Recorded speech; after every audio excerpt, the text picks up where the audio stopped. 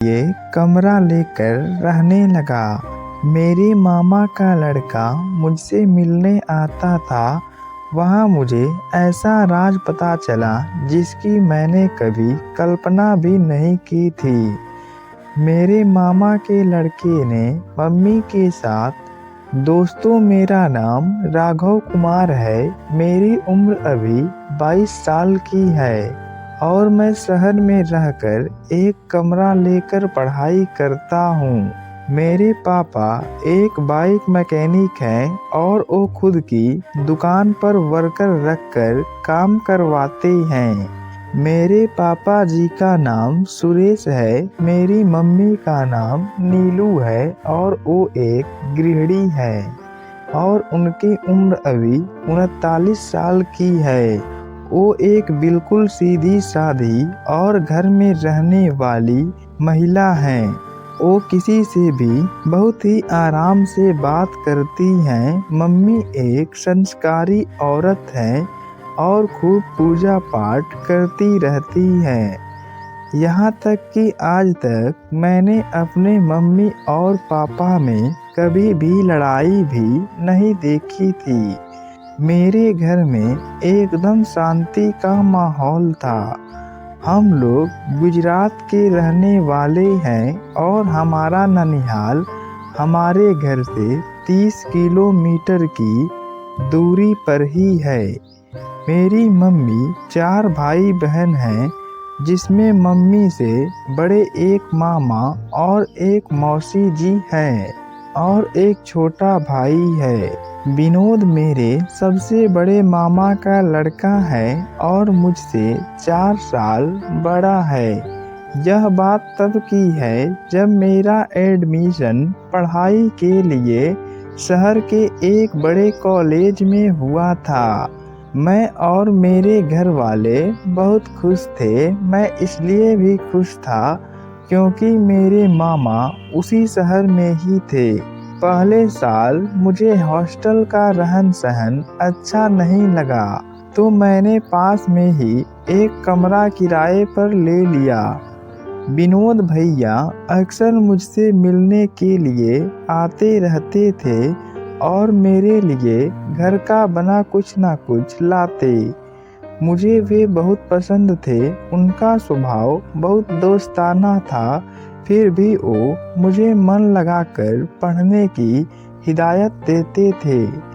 मेरी मम्मी उनकी बुआ थी और मैं भी बहुत अच्छे से उनका आदर सत्कार करता हूँ।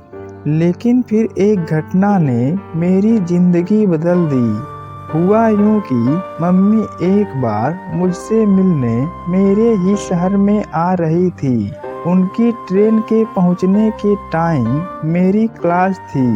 मैंने विनोद भैया को बोला कि वे मम्मी को जाकर स्टेशन से पिकअप कर लें, क्योंकि उस टाइम पर मेरी क्लास है। भैया ने हाँ कर दी। मैं क्लास चला गया, लेकिन मेरा मन क्लास में नहीं लग रहा था। मुझे मम्मी से जल्दी मिलने की इच्छा थी क्योंकि मैं बहुत दिनों से घर नहीं गया था। इसलिए मैंने 3 बजे की क्लास छोड़ दी और कमरे की तरफ चल दिया।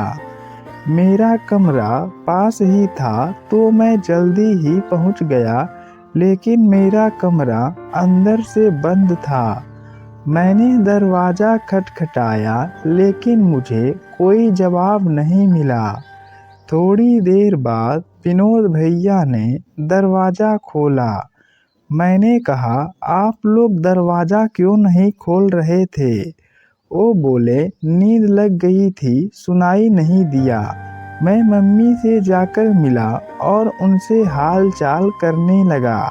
मैंने नोटिस किया कि विनोद भैया मम्मी को घूरे जा रहे थे।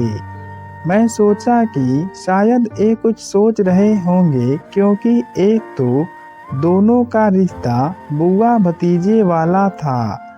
कुछ देर बाद विनोद भैया के फ़ोन पर मामा का फ़ोन आया। उन्होंने हम सबको रात के खाने के लिए बुलाया था। थोड़ी देर में हम मामा के घर के लिए निकल गए। मुझे विनोद का रवैया कुछ ठीक नहीं लग रहा था। खैर हम मामा के घर पहुंच गए। वहाँ काफ़ी बातें हुई और खाना लग गया। हम सब बैठ गए। तभी मम्मी किचन से अचार लाने के लिए गई तो विनोद भी जाने लगा। तो मामा बोले, बैठो खाना खाकर ही कहीं हिलना। फिर मम्मी ने सबको अचार दे दिया। सबने खाना खा लिया। फिर कुछ देर बातें चलती रही। फिर हम अपने रूम पर वापस चले गए। मेरे रूम पर मैं, मम्मी और विनोद भैया आए थे। मैं और मम्मी थोड़ी देर तक बात करते रहे। फिर सोने की तैयारी करने लगे तो भैया ने बोला कि उन्हें फ़ोन पर किसी से बात करनी है तो वो छत पर जा रहे हैं। मैं और मम्मी बातें करते रहे। फिर मुझे नींद आ गई। फिर इसी तरह से धीरे धीरे दिन बीत रहा था। अब मम्मी को भी यहाँ आए 3 दिन हो चुका था। सुबह का समय था। मैं अपने कॉलेज जाने की तैयारी कर रहा था और विनोद भैया अपने दुकान जा रहे थे क्योंकि वो इसी शहर में दुकान चलाते हैं। फिर मैं जब कॉलेज के लिए चला गया और जब कॉलेज पहुंचा तो पता चला कि कॉलेज के प्रिंसिपल की माँ मर गई थी, इसलिए कॉलेज आज बंद रहेगा। तो फिर मैं क्या करता, अपने दोस्तों से मिला और घर चला गया। आज जब मैं घर पहुंचा तो मैंने देखा कि दरवाज़ा बंद था लेकिन खिड़की थोड़ी खुली हुई थी।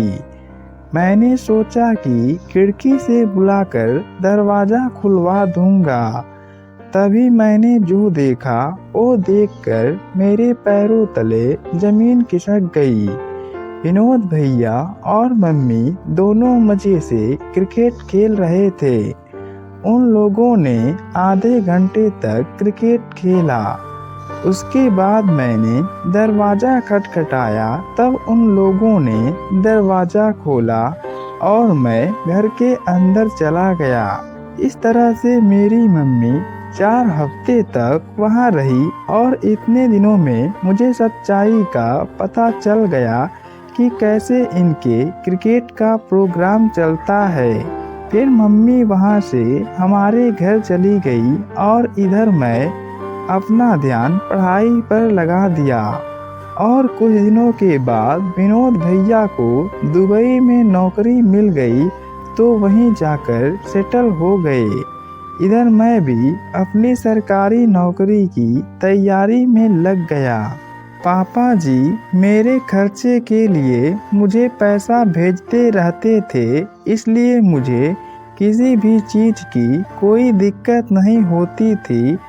इस तरह से मेरी ज़िंदगी बहुत ही आराम से कट रही थी।